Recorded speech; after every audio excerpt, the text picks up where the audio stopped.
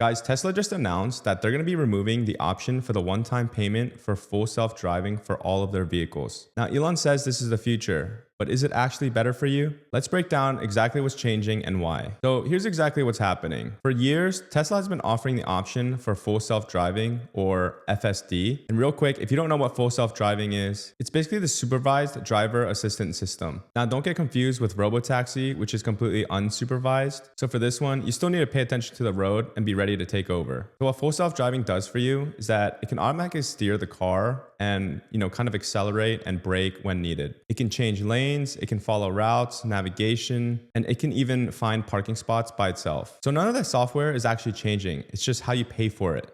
Currently you can buy full self-driving when you buy a new Tesla for $8,000 just outright, and you can own it forever on that vehicle. But now what they're trying to do is that they're trying to take away the $8,000 option and basically switch it to a monthly subscription of $99 a month. So starting February 15th, 2026, if you want full self-driving on a Tesla vehicle, you're gonna have to pay the monthly subscription fee instead of the upfront cost. So now here's a really important part. If you already bought full self-driving and spent the $8,000 upfront before February 15th, 2026, you're gonna be basically grandfathered in, meaning you still get to keep it and you don't have to pay a subscription fee. However, if you decide to buy a new Tesla after that date, you're gonna have to pay the subscription fee for that new vehicle. And that's because that full self-driving kit, that's tied to your vehicle's VIN number and not you as the owner. So unfortunately, if you want to buy a new Tesla, you're going to have to buy full self-driving again if you want it. But all is not lost. Right now, Tesla's been offering a transfer program, which basically lets you move full self-driving from your old car to your new car. But they also announced that this program ends March 31st, 2026. So I guess if you have full self-driving right now and you're in the market for a new Tesla, I'd start looking at the options now and try to buy one before March 31st. Because if you do buy after March 31st, then your $8,000 investment that you spent for full self-driving, that's gone. And you're going to have to start paying the $99 subscription fee on the new one. So why is Elon even doing this? Like, why can't we just have a, one-time payment for full self-driving and just kind of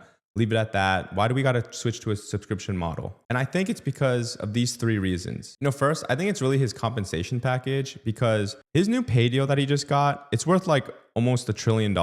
And basically for him to get paid more, he would have to hit around 10 million active full self-driving subscriptions in the coming years. And that doesn't mean purchases. That's like subscriptions only. And the reason is because only about 12% of all Tesla owners actually use the full self-driving option. So he really needs to get those subscription numbers up. Secondly, think about how many products and services are out there right now that use a subscription-based model. The reason that there's so many subscription-based models out there is because you have to think about the steady cash flow and revenue that the companies get. Someone will buy the full self-driving kit for $8,000 outright and just kind of an upfront cost. And, that kind of spikes the revenue a little bit. But think about the subscription model. You're basically paying $100 a month and there's just steady revenue coming in. And, Tesla is a public company, so you got to keep all the investors happy. Now, another reason why I think Tesla is doing this is because it's kind of like a legal shield. What I mean by that is that basically Tesla and Elon, they've promised over the years that the car will be fully autonomous, kind of like the robotaxi, where basically you don't need to, focus on the road and everything just works by itself. But that never happened, and it still hasn't happened yet. And to be honest, a lot of those older Tesla models, they're gonna need a really expensive hardware upgrade to support the latest software. So switching over to subscriptions, that promise of being fully autonomous, it kind of disappears. And basically Tesla doesn't really have an obligation to upgrade, those old pieces of hardware. So is this good or is this bad for us consumers? So the good thing about this is that you're taking away the upfront $8,000 cost. Obviously when you're buying a new car, taking away that upfront cost is going to play a big part in your finances. And the cool thing about it of switching to a subscription-based model is that, obviously it's a lot more accessible. You can kind of cancel whenever, you can try it out for a couple months. So having that flexibility, honestly, it's pretty valuable. But now here's the bad thing. The math doesn't really add up when you're a long-term owner of a Tesla vehicle. Because at $99 a month, you almost have to be subscribed for 7 years to basically match that $8,000 purchase price. And honestly, that's not even counting for inflation or, what else you can do with that money. So for people who are planning to keep their Tesla for at least like a decade, this is going to get really expensive really quickly. Also, the really bad thing is that you really lose ownership of the vehicle. I mean, when you upgrade to a new Tesla, you want to transfer over that full self-driving because you already paid $8,000 for it. But now you can only do that until March 31st. And then, if you want to upgrade, then you're going to have to switch to that subscription model.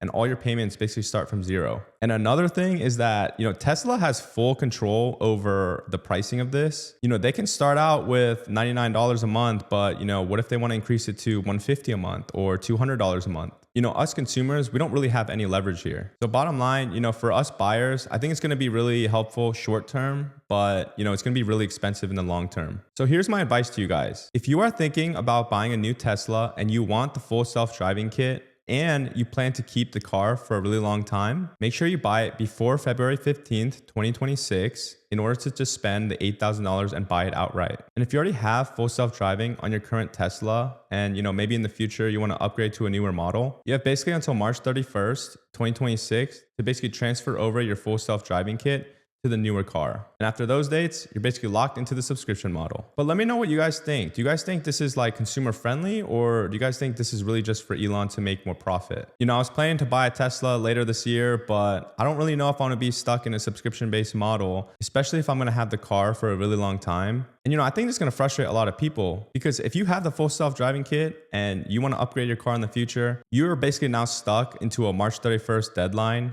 to basically transfer over that for free, without paying the subscription. If you enjoyed this breakdown, be sure to subscribe for more AI and tech news, and I'll see you guys in the next one. Peace.